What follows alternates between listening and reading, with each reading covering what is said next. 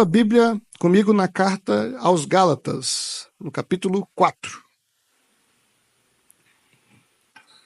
Gálatas, capítulo 4. Nós vamos ler do versículo 1 ao versículo 11, né? E aí, naquele mesmo esquema, né? A gente lê tudo, depois a gente volta lendo de novo, tentando entender aí cada versículo, cada trecho, tá bom? Amém? Então mantenha a sua Bíblia aberta no decorrer da mensagem, tá? Gálatas, capítulo 4. Amém? Glória a Deus. Graças a Deus. Vamos lá? Gálatas 4, a partir do versículo 1. Bom, diz assim: Digo, porém, o seguinte: durante o tempo em que o herdeiro é menor de idade, em nada difere de um escravo, mesmo sendo o senhor de tudo, mas está sob tutores e curadores até o tempo predeterminado pelo Pai. Assim também nós, quando éramos menores, estávamos escravizados aos rudimentos do mundo. Mas quando chegou a plenitude do tempo, Deus enviou seu Filho, nascido de mulher, nascido sob a lei, para resgatar os que estavam sob a lei, a fim de que recebêssemos a adoção de filhos. E porque vocês são filhos, Deus enviou o Espírito do seu Filho ao nosso coração, e esse Espírito clama: Abba, Pai. Assim, você já não é mais escravo, porém filho, e sendo filho também é herdeiro por Deus. Mas no passado, quando não conheciam a Deus, vocês eram escravos de deuses que, por natureza, não são deuses. Mas agora que vocês conhecem a Deus, ou melhor, agora que vocês são conhecidos por Deus, como é que estão voltando outra vez aos rudimentos fracos e pobres, aos quais de novo querem servir como escravos? Vocês guardam dias, meses, tempos, anos? Receio que o meu trabalho por vocês tenha sido em vão. Amém? Tome seu assento, por gentileza. Irmãos, durante os 12 primeiros dias de 2025, nós fizemos nosso projeto de vida 2025, né? E o tema do projeto de vida, você lembra ainda qual que era? Procurando crescimento, né? E aí a gente ouviu mensagens maravilhosas. Deus falou conosco de muitas formas, em vários temas escolhidos a dedo, né? E inspirados no projeto de vida, a gente pensou assim: como é que a gente vai continuar aquilo que o Senhor está falando, né? Que direção o Senhor quer falar conosco? Então nós entendemos da parte de Deus que o Senhor gostaria de continuar falando conosco no mês de janeiro sobre crescimento. Então, em janeiro, o tema, né, da nossa série de mensagens é Tempo de Crescer. Repita comigo: tempo de crescer. 1, 2, 3. Para o ensaio ficou bom. Vamos de novo? 1, 2, 3. Amém. Então, o tema desse mês é tempo de crescer. E hoje nós vão ser 4 mensagens. 2 hoje, 2 domingo que vem. Né? E hoje nós vamos falar, nessa manhã, sobre o crescimento como filho. Como nós vamos crescer como filhos. Então, hoje eu quero falar com você sobre maturidade espiritual, usando como pano de fundo esse texto aqui da Carta aos Gálatas. A Carta aos Gálatas é um precioso tratado teológico, onde o apóstolo Paulo tem como principal objetivo mostrar para os irmãos da Galácia que eles não precisavam mais viver debaixo da lei, que eles poderiam viver na dispensação, deveriam viver na dispensação da graça. Então, aí, dentro dessa carta, onde tem 6 capítulos, no capítulo 4, nós temos uma reflexão sobre maturidade. Então, no texto que nós lemos, Gálatas 4, do 1 ao 11, o apóstolo Paulo...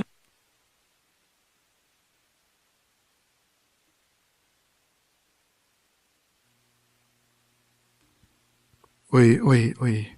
Aqui, Miguelzinho, já pega aqui, ó. Leva lá para nós, por favor. Então, Gálatas 4, do 1 ao 11, o apóstolo Paulo está dizendo o seguinte: é hora de crescer. Então, é sobre isso que nós vamos falar nessa manhã. E aí ele usa alguns argumentos muito sólidos que fazem muito sentido. Mas a parte curiosa é que Paulo começa falando sobre algo polêmico. Ele começa falando de escravidão, você percebeu? Então vamos reler aqui os versículos 1, 2 e 3. Digo, porém, o seguinte: durante o tempo em que o herdeiro é menor de idade, em nada difere de um escravo, mesmo sendo senhor de tudo, mas está sob tutores e curadores até o tempo predeterminado pelo Pai.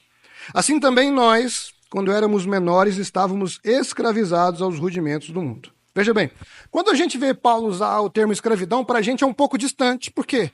Porque hoje a gente não convive com escravidão, pelo menos não da maneira descarada. A gente sabe que existe. Mas naquele tempo, no Império Romano, havia cerca de 5 milhões de escravos. Isso dava algo entre 10% a 15% da população do Império.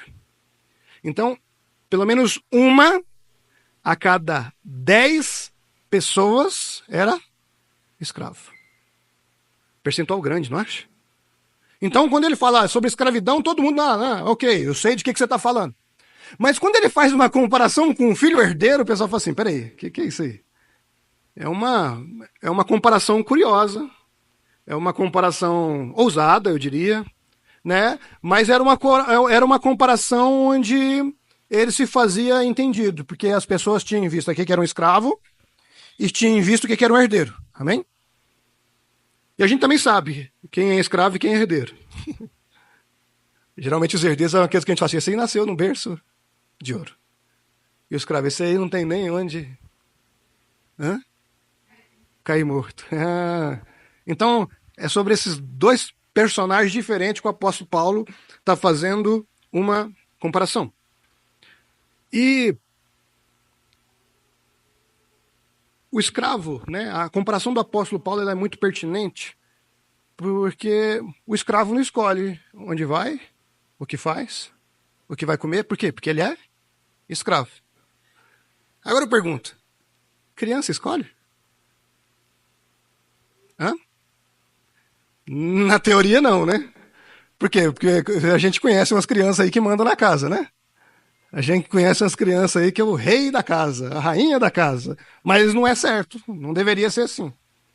Então, a criança também ela não escolhe onde ela vai, a criança também não escolhe o que ela vai comer, a criança também, em tese, ela não é dona do seu nariz, ela não é ela que manda, né? Por quê? Porque filhos imaturos, eles precisam de cuidado, eles precisam de direção. Como assim, pastor?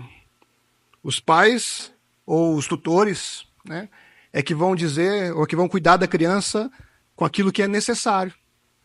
Eles que vão dar comida, eles que vão dar roupa, eles que vão dar amor.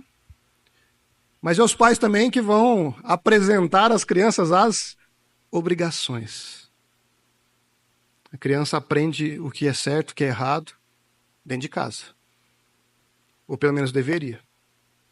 Então, a ignorância, né, e a inocência faz com que a criança não tenha um julgamento muito correto. Por exemplo, a criança ela faz porque alguém mandou.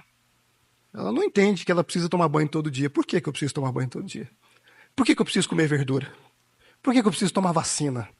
Por que eu preciso dormir cedo? Ela não entende que isso é importante. Ela não entende, muitas vezes, que isso é bom para ela. Então, muitas vezes, essas coisas, elas até acontecem na vida das crianças, mas é meio que na força do grito, ou na força do braço, né? Eu estou falando aqui por parábolas, mas vocês estão entendendo exatamente o que eu estou querendo dizer, eu acho, né? Mas dizem que quando essa criança se torna adolescente, piora, né? Porque quando ela se torna adolescente, parece que alguns sentidos ficam falhando, né? Parece que o ouvido não é mais o mesmo, né? A visão não é mais a mesma, né? Mas eu profetizo que na sua casa e na minha casa não vai ser assim, amém? Glória a Deus. Na nossa casa, os adolescentes vão ouvir, vão enxergar direitinho, amém? Glória a Deus. Pois bem, no texto que a gente está refletindo, o apóstolo Paulo está dizendo que enquanto nós estávamos no mundo, antes de nós entregarmos a vida a Jesus, nós éramos escravos. As nossas atitudes eram de acordo com os rudimentos do mundo. Rudimentos aqui tem a ver com princípios. Ou seja, era o mundo que determinava como eu ia viver. Então, antes de conhecer Jesus, nós somos escravos do mundo. Escravos do pecado. Daí você vai dizer assim, não, mas eu nasci num lar cristão, então eu nunca fui escravo do mundo. Provavelmente você nunca foi escravo do mundo. Mas talvez você foi escravo da religião. Ai, pastor, como assim? Sabe por quê? Porque você precisava de alguém para te direcionar, alguém para mandar em você. A boa notícia é que essa pessoa te trouxe até aqui. Olha que coisa boa. Oh, glória. Mas eu diria que num determinado momento, né, você não escolheu vir para a igreja. Criança escolhe vir para a igreja? Não, alguém traz ela. Então ela não serve Jesus porque quer, porque alguém escolheu que ela servisse Jesus. O Asaf e a Rebeca não vêm porque eles querem. Hoje talvez eu diria que até sim. Mas muitas vezes eles vêm por quê? Porque eu e a Sara atrás. Ponto final. Eu nasci no lar cristão. Então muitas vezes eu ia na igreja não é porque eu queria, mas é porque meu pai e minha mãe mandavam. Eles me levavam e ponto. Não tinha poder de escolha. E talvez por causa disso, aquele que nasce no lar cristão, em um determinado momento ele pode se tornar um escravo da religião. Como assim, pastor? Deixa eu ir um pouquinho mais a fundo. No tempo da lei acontecia algo semelhante. Ao 8º dia, o menino judeu era circuncidado. Ele escolhia, falava, eu quero ser circuncidado. Não, ele não escolhia. Ele era circuncidado. E aí ele era criado de acordo com a lei. Até que no futuro, em algum momento da sua maioridade, ele pudesse dar o seu grito de independência. Percebe?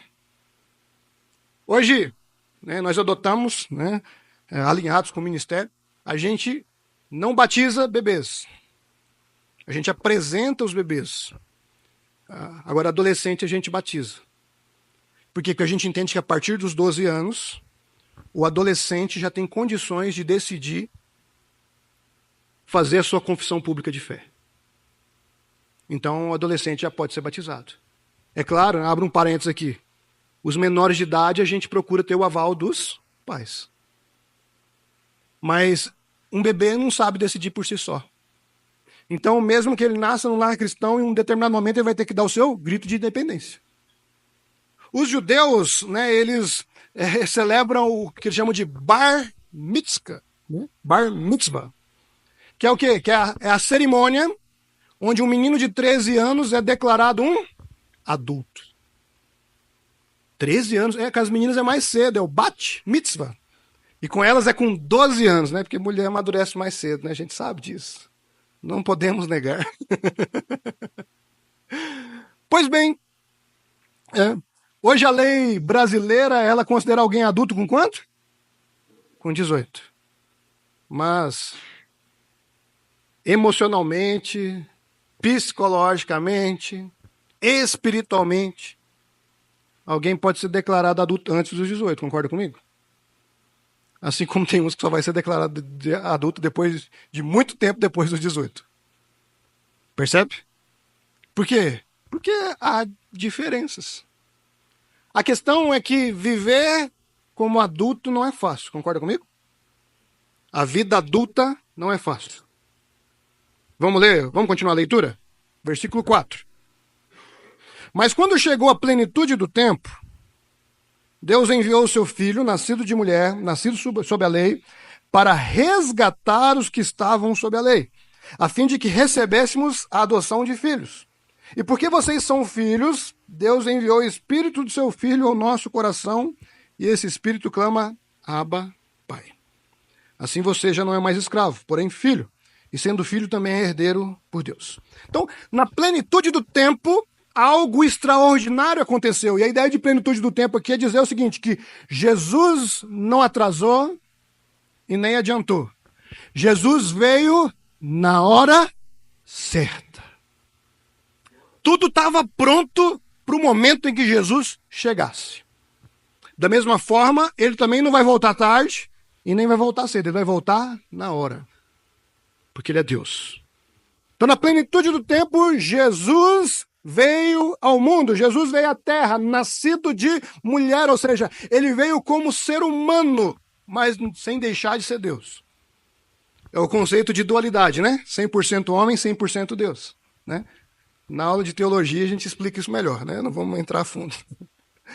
E depois que Jesus veio, o tempo se divide agora entre antes e depois de Cristo. Curioso, né? Tem gente que vai falar que é Anno Domini, né? Eles não gostam de usar isso aí, não. Mas em termos práticos, o texto está dizendo que o momento de desfrutar, esse é o momento de desfrutar uma vida plena. Isso é, independente, madura. Jesus veio ao mundo para nos resgatar da escravidão. Não importa se essa escravidão seja do mundo ou da religião. Porque Jesus não veio propagar religião. Jesus veio para restaurar o nosso relacionamento com o Pai. E há uma diferença nisso que eu já vou te explicar. Né? Então, isso significa que se você entregar a vida a Jesus, não significa se submeter a um conjunto de regras. Por quê? Porque o pessoal lá fora pensa que é assim, já viu? Ih, rapaz, você é crente agora, né? Então, um monte de regrinha que você precisa obedecer. Não, isso não é entregar a vida a Jesus. É muito mais profundo do que isso. Porque Jesus veio, né, para que nós pudéssemos viver a liberdade em Cristo. O que acontece é que o conceito de liberdade anda deturpado, né? O mundo prega que liberdade é poder burlar as regras, você viu? Mas então ele fala que liberdade é pensar fora da caixa. Mas quem está te chamando para pensar fora da caixa está te dando uma caixa para você entrar nela. Você parou para pensar nisso? Essa é a grande verdade. Então, o mundo diz que você pode fazer o que quiser. Ele está apresentando um caminho alternativo. Mas quando você pega esse caminho alternativo, você está se submetendo a ele, você está se tornando escravo dele. Ou melhor, você está se tornando escravo do pecado. Então, quem bebe e vive se embebedando porque diz ter domínio sobre a bebida, não tem. Ele é dominado por ela. Quem vive os relacionamentos, vários relacionamentos, aquela liberdade imoral, é a pessoa que diz que ninguém é de ninguém, todo mundo é de todo mundo, ou aquela que rompe a aliança assumida, ela não tem domínio sobre as suas paixões, sobre os seus desejos. São as paixões e os desejos que têm domínio dela. A pessoa que diz, olha só, vamos aproveitar o melhor dessa vida porque o dinheiro é o nosso servo, e aí ela acaba se endividando. Ela não usa o dinheiro como servo, ela é serva do dinheiro. Percebe? Percebe a diferença? Então muitas vezes quem diz ter muita liberdade não tem liberdade nenhuma. Essa é a verdade. Então, o que nós percebemos, portanto, à luz das Escrituras, é que, olhando os exemplos ao nosso redor, é que o filho não é aquele que faz as coisas por obrigação, mas por amor ou por senso de responsabilidade. Jesus nos libertou para que pudéssemos viver em amor, discernindo o que precisa ser feito. Porque quando a gente chega na vida adulta, os pais não dão mais ordens para a gente. Eles agora fazem pedidos. Eles agora dão conselhos. São sugestões. Deixa eu dar alguns exemplos. Agora que você é adulto, você não vai no médico porque sua mãe mandou. Mas porque ela te aconselhou. Porque ela te pediu. Talvez ela até falou no imperativo. Você tem que ir no médico. Mas você é adulto. Você vai se você quiser. Concorda comigo? E falar isso olhando para minha mãe é mais difícil. Você agora que você é adulto, você não precisa que alguém coloque comida no seu prato. Porque eu sei que vai escolher o que você vai comer. Se você vai comer verdura, se você vai comer besteira, a responsabilidade é sua. Você que vai arcar com as consequências. Eu sei que se eu comer determinadas coisas à noite, eu amanheço com dor de cabeça. E tem dia que a Sara oferece, tem certeza que você quer? Eu vou, tenho. E eu que vou arcar com as consequências. Por quê? Porque eu sou adulto. Então, quando a gente é adulto, se o seu pai está precisando de ajuda, ou se alguém que você tenha apreço está precisando de ajuda, você não precisa esperar ele pedir ou dar ordem, você só levanta e vai ajudar. Por quê? Porque agora você é adulto. Mas eu sei que, assim como tem crianças que mandam em casa, tem alguns filhos adultos que a mamãe e o papai que mandam também, até hoje. Tem uns filhos adultos que são dependentes do papai e da mamãe. Você já viu? O cidadão é barbado já, mas ele precisa que o pai acorde ele para ele ir trabalhar. Misericórdia, Jesus. A irmã já está pronta para casar, mas ela não consegue escolher um sapato sem a mamãe por perto. Está repreendido, em nome de Jesus. Está na hora de crescer. Então, voltando à exegese do nosso texto, né? Quando Jesus veio ao mundo, o termo de adoção foi assinado, amém? Então, quando a gente lê assim, nós fomos adotados, talvez você tenha aquela ideia de um orfanato, onde alguém vai lá adotar uma criancinha, né? Mas a ideia desse texto aqui não é essa. A ideia desse texto aqui não está falando de adoção de filhos imaturos, mas está falando de adoção de filhos maduros. Está falando de herdeiro, e herdeiro não é criança. A criança herdeira precisa de um tutor, mas está falando aqui de um herdeiro adulto, amém? Então, a partir do momento que nós entendemos que nós fomos adotados, nós não fomos adotados para ser criança, nós fomos adotados para ser herdeiro, amém? Vocês estão entendendo onde eu estou querendo chegar? Então, o que significa ser herdeiro? Significa que a gente está pronto para usufruir as riquezas da família, amém? Você está pronto para usufruir as riquezas do papai? Amém? Glória a Deus. Você está pronto para usufruir aquilo que o Senhor te deu como herança? Amém? Glória a Deus. E o que Deus nos deu como herança? Talvez você vai perguntar. A primeira coisa que Deus nos deu como herança, o texto está dizendo que é o Espírito Santo. Agora o Espírito Santo mora em nós. O Espírito Santo nos conduz a uma vida de liberdade. Porque onde está o Espírito Santo, há liberdade. O Espírito Santo não nos dá não a liberdade que o mundo prega, mas é uma que não leva a lugar nenhum, mas é uma liberdade que nos conduz para o céu. É diferente.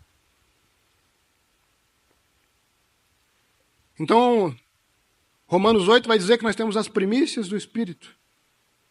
Efésios 1 vai dizer que o Espírito Santo é o penhor da herança. O que é penhor? Você sabe o que é penhor, né? A garantia. Nós sentirmos a presença do Espírito Santo nos faz lembrar que Jesus vem nos buscar. Porque ele é a garantia, irmãos. Ele é a garantia que Jesus volta, amém? Glória a Deus, aleluia. E que garantia maravilhosa, não é mesmo? Então, a segunda riqueza, se a primeira riqueza é o Espírito Santo em nós, a segunda riqueza é o relacionamento com o Pai. O pastor Hernandes Dias Lopes vai dizer o seguinte, que Deus enviou o seu Filho para habitar entre nós, o Espírito Santo para habitar em nós, e o próprio Espírito do Filho que ora em nós, por nós, ao Deus que está acima de nós. Então a herança engloba tudo, percebeu? Jesus estava entre nós, e quando ele sobe, o Espírito Santo vem em nós, para que nós pudéssemos nos relacionar com Deus que está acima de nós. Ô glória! E o que essa amarração toda, né, por meio do Espírito Santo, nos permite que a gente possa chamar o nosso Deus de Abba? Sabe o que significa Abba? Significa, sabe, é ter intimidade com o Pai. Qual é a forma carinhosa, né, de você chamar algum familiar? Tem gente que chama o pai de paizinho. Tem gente que chama o pai de papá, né? De baba. É uma forma carinhosa de se dirigir a Deus. Sabe quando a criança está aprendendo a falar e ela, o baba, o papá, e aí o pai fica todo apaixonado? É isso que o Espírito Santo faz em nós.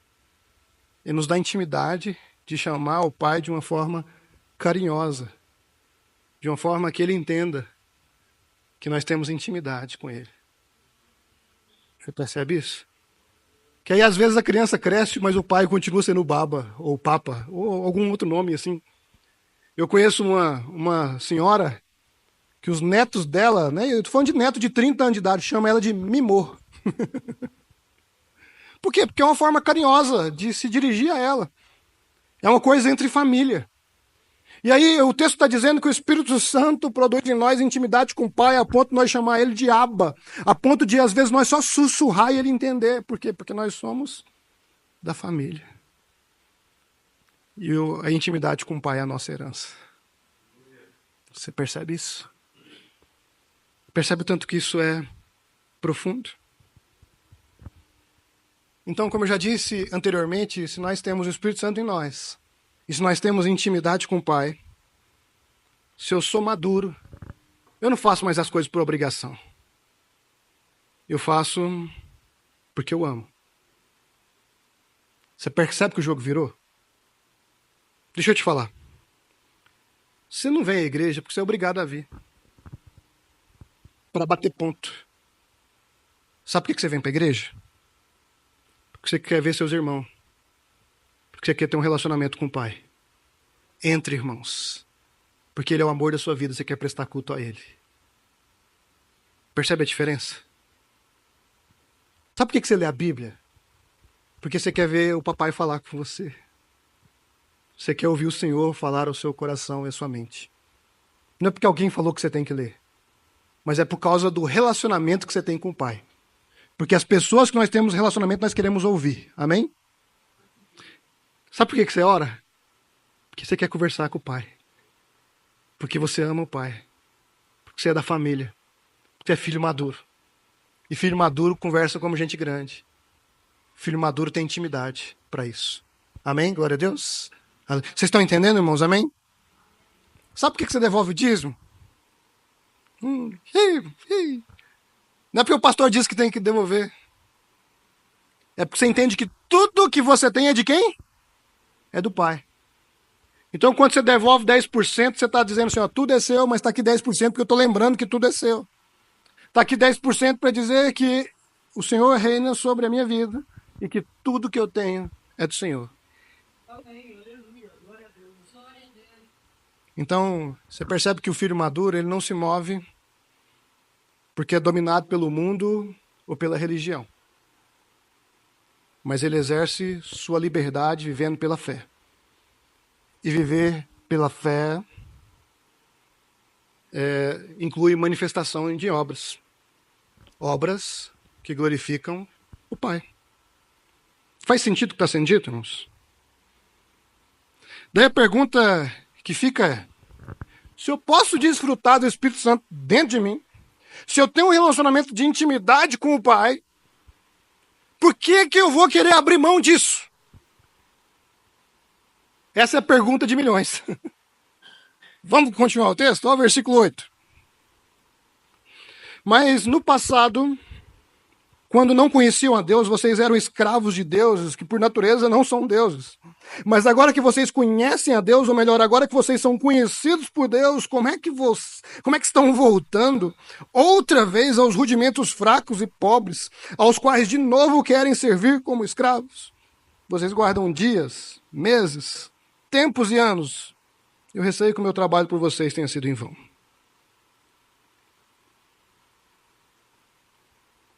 Você já viu algum adulto querendo voltar a dormir no berço? Querendo mamadeira? Eu quero uma mamadeira, porque senão eu não vou dar conta de dormir. Cadê minha fralda? Já viu um adulto desse jeito? Não.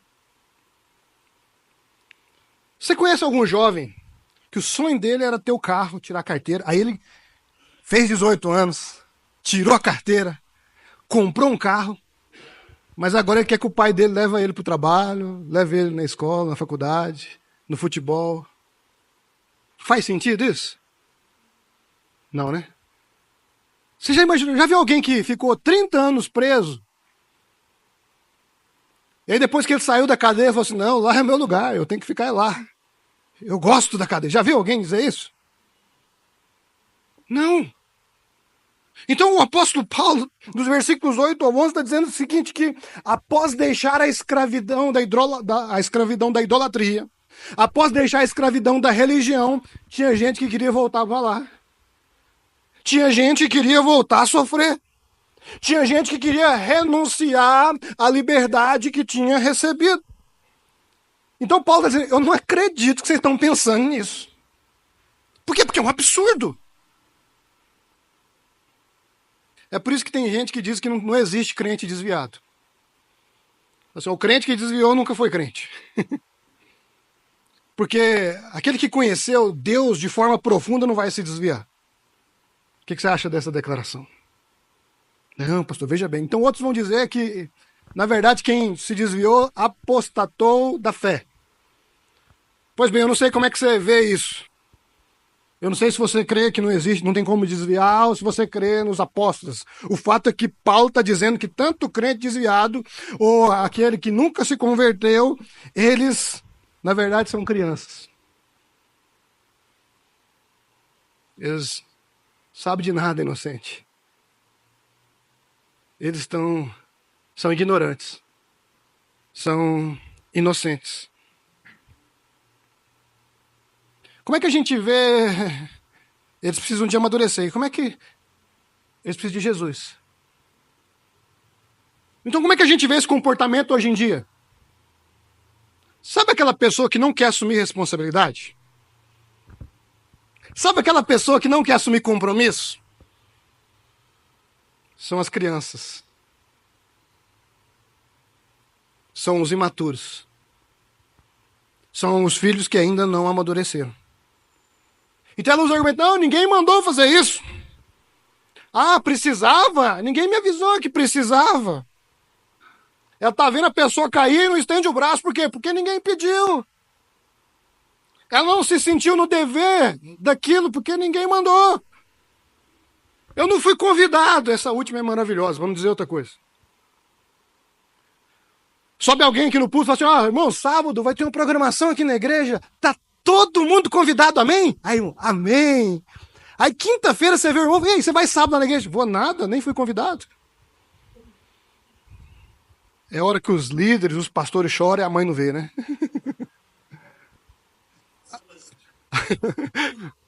A mãe não vê, mas o Pai Celestial vê. Isso aí é o consolo nosso, amém? Glória a Deus. Entenda que o tempo da meninice já passou. Assim como ninguém tem que ficar mandando o filho adulto tomar banho, comer verdura, dormir. Não cabe ao pastor ficar falando o que você tem que fazer. O pastor não precisa falar que você precisa orar. O pastor não precisa falar que você tem que ler a Bíblia. O pastor não precisa falar que você tem que fazer jejum. Você está entendendo? Então deixa eu fazer um desabafo aqui. Então. Já que a gente está em família, né? Sabe? É cansativo. Você tem que ficar falando para crente. Terça-feira tem estudo, viu? Domingo tem culto. Tá bom? Olha só, quinta-feira vai ter rede de homens. Tem encontro de casais. É cansativo ficar falando isso pros crentes. Sabe por quê? Porque os crentes sabem. Uma coisa é você ficar falando pro visitante, uma coisa é ficar falando para alguém que acabou de chegar. Todo mundo já sabe o que acontece. E muita gente não vai ou não vem. Talvez seja por conta do trabalho. Ainda assim, às vezes dá para negociar. Às vezes dá para se organizar. Mas outros não vêm ou não vão porque são infantis. Porque são crianças. Porque não entende que muitas dessas programações, dessas atividades, são oportunidades para a gente amadurecer. São oportunidades para a gente crescer. Quando a gente senta para ouvir alguém, a gente está amadurecendo, amém? Glória a Deus. Quando a gente atua em alguma demanda da igreja, a gente está amadurecendo, amém? Quando a gente está ministrando, a gente está amadurecendo, amém? Então, feito o desabafo, eu quero dizer que Jesus não te chamou para ser filhinho da mamãe ou do papai, mas para ser herdeiro, para ser morada do Espírito Santo, para ter intimidade com o Pai. Isso significa, sabe o quê? Você não precisa de alguém para orar por você. Você é adulto. Você é maduro. É você que tem que orar pelos outros. Você não precisa de alguém para jejuar pela sua família. É você que vai jejuar pela sua família. Você não precisa de alguém para ler a Bíblia para você sabe ler. É você que vai ler a Bíblia. Pastor, mas é bom ter gente orando. É bom. Mas uma coisa é alguém estar intercedendo, outra coisa é você ser dependente espiritualmente de alguém.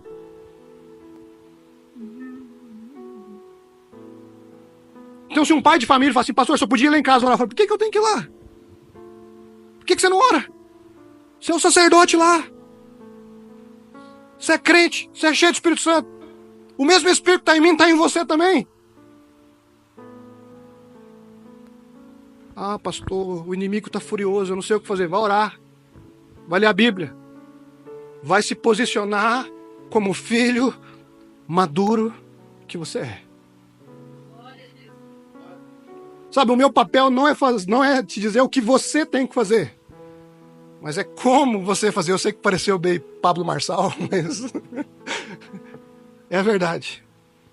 Eu não estou aqui para falar que você precisa ser filho maduro. Eu estou aqui para te ajudar a pensar como ser um filho maduro. Você está entendendo? Vamos ficar de pé para a gente orar?